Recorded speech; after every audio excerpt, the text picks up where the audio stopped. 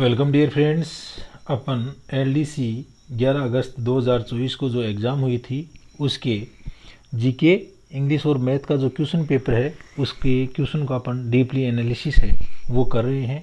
तो इसी क्रम के अंदर आज एक क्वेश्चन है, एरिएटेड वाटर या आसूत पेय सोडा पानी है वो क्या होता है।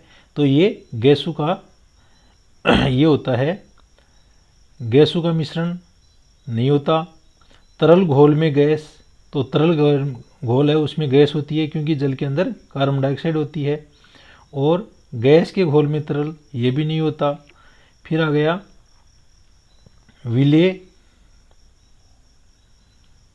विलेय के रूप में कार्बन डाइऑक्साइड और विलायक के रूप में पानी, ये भी नहीं है। हाँ, ये तो है।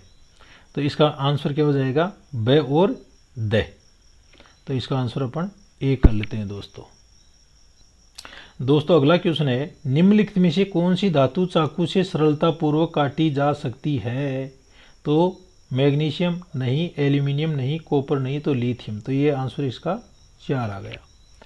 अगला क्वेश्चन है, प्रोपेनॉल है तो नॉल, जिसके अंदर नॉल लग जाता है यानी OH होता है लास्ट के अंदर, वो अल्कोहल होते हैं। तो ये क्या है, अल्कोहल है। तो ये थर्ड हो गया। जैसे KOH है, इसी तरह से ये अल्कोहल हो गया। दोस्तों अगला क्वेश्चन है, दो तंत्रिका कोशिका के मध्य खाली स्थान को क्या कहते हैं। तो दो तंत्रिकाएं या न्यूरॉन के बीच में जो खाली स्थान है उसको सिनेप्स कहा जाता है। क्या कहा जाता है, सिनेप्स या सिनेप्टिक क्लेफ्ट है वो कहा जाता है, या इसको सिनेप्टिक दरार भी कहा जाता है। तो ये इसका आंसर 1 आ गया। अगला क्वेश्चन है, विडाल परीक्षण या विडाल टेस्ट पुष्टि करता है। तो ये किसकी करता है, टाइफाइड बुखार है इसके लिए विडाल टेस्ट किया जाता है। एड्स है इसके लिए एलिजा टेस्ट किया जाता है। डेंगू बुखार है इसके लिए ब्लड स्लाइड टेस्ट की जाती है, और मलेरिया के लिए भी ब्लड स्लाइड टेस्ट की जाती है। इसके अलावा आप याद रख सकते हो कि कोरोना है इसकी जाँच RT-PCR के द्वारा पता लगता है। तो इसका आंसर आ गया अपना 1।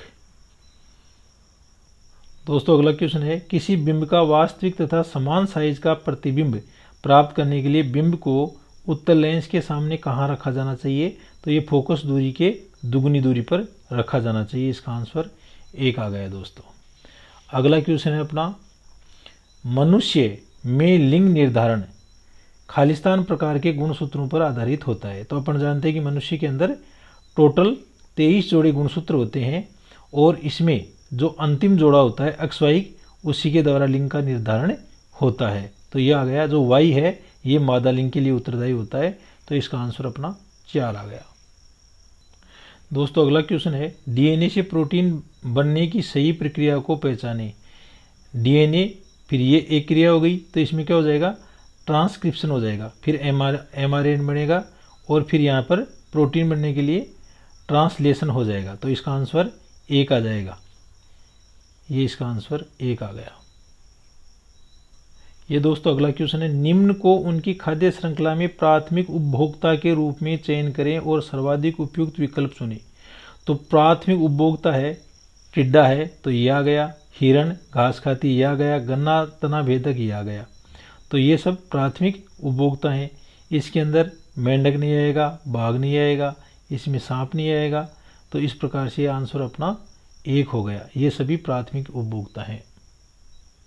दोस्तों अगला क्वेश्चन है, त्रिभुज ABC की भुजा BC पर बिंदु D पर इस प्रकार है कि AD कोण BAC को समद्विभाजित करता है। तो निम्न में से कौन सा सही है।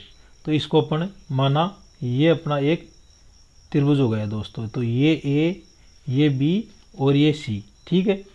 तो इसके अंदर BC पर बिंदु D को ये आ गई, तो इसको ये काट दिया तो ये आ गया D, ठीक है। तो AD है वो कोण BAC, ये कोण है ना, इसको ये कोण दोनों समद्विभाजित करता है। तो ऐसी स्थिति के अंदर ये AD है ना, इससे हमेशा AB बड़ा होगा। तो AB बड़ा है BD से। तो ये आंसर इसका दोस्तों 2 आ गया। क्वेश्चन 47 देखते हैं दोस्तों। डेटा 5, 3, 8, 11, 13, 8, 19 और 24 में से 2 माइनस माध्यिका मीडियम माइनस मोड मान ज्ञात कीजिए। चलो इसके लिए पहले अपन माध्यिका या मीडियम ज्ञात करने के लिए इसको आरोही क्रम में लिखते हैं। तो ये आ गया 5, नहीं, सबसे पहले क्या आएगा इसके अंदर, माध्यिका के लिए छोटे से बड़े की ओर क्रम से लिख दो आप। तो ये आ गया 3, 5, 8, 11, 13, 19 और 24। अब आप इनको काट दो, इधर से गया, इधर से गया, इधर से गया, इधर से गया, इधर से गया, इधर से गया। ठीक है, 8 और 11 बच गए बीच में, तो इनकी माध्यिका हो जाएगी 8 + 11/2, तो 19/2। और इसका जो बहुलक जेड क्या हो गया, जेड बराबर ये 8 आ गया, 8 2 बार आ रहा है। अब इसको हल करने के लिए अपन क्या करेंगे, इसको हल करने के लिए प्रश्न के अनुसार 2 × 19/2 - 8, 2 से 2 कट गया, 19 में से 8 गया तो 11 इसका आंसर आ गया। तो ये अपना 11 आंसर थर्ड आ गया। दोस्तों अगला क्वेश्चन है, यदि 40 मीटर लंबी सीढ़ी को 20√3 मीटर ऊंची दीवार के सम्मुख इस प्रकार से रखा दिया जाए कि वह दीवार के शीर्ष तक पहुंच जाए, तो सीढ़ी के आधार से दीवार के शीर्ष की ऊंचाई का कोण क्या होगा। तो प्रश्न में क्या बता रखा है कि ये तो दीवार की ऊंचाई आएगी और सीढ़ी है वो 40 मीटर की, तो ये आ गई सीढ़ी, तो ये तो को लो आप 40 मीटर। ठीक है, ये ऊंचाई हो गई 20√3 मीटर आ गई। अब अगला क्या पूछ रहा है, ये कोण पूछ रहा है थीटा। तो इसके अंदर ये तो क्या हो गया लंब, ये क्या हो गया कर्ण। तो लंब और कर्ण किस में होता है, साइन। साइन का क्या हो जाता है, लाल बटावा काका, यानी साइन थीटा बराबर लंब बटावा कर्ण। तो लंब तो कितना है इसके अंदर 20√3 मीटर बटावा ये 40 2, तो √3/2। तो साइन √3/2 का मान कितना होता है 60 डिग्री। तो इसका आंसर आ गया अपना 2। तो ये 2 आंसर आ गया। दोस्तों अगला क्वेश्चन है, सोडियम धातु खाली स्थान में भंडारित होती है। तो सोडियम जो धातु है वो अत्यधिक सक्रिय होती है, जिसके कारण इसको खुले में नहीं रख सकते और इसको केरोसिन में रखा जाता है। तो इसका आंसर 4 आ गया। आज का ये अंतिम क्वेश्चन है दोस्तों, सूची फर्स्ट को सूची 2 से सुमिलित कीजिए।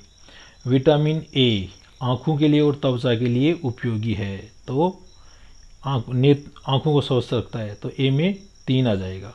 विटामिन सी ये क्या है, मतलब रोगों से लड़ता है, तो ये 4 आ जाएगा। विटामिन डी हड्डियों को मजबूत रखता है, तो यह आ गया हड्डियों को 1, तो से में 1। और विटामिन के ये थक्का बनाने के, जो रक्त का थक्का बनाने के काम आता है, तो दे में आ गया ब्लड क्लोटिंग 2।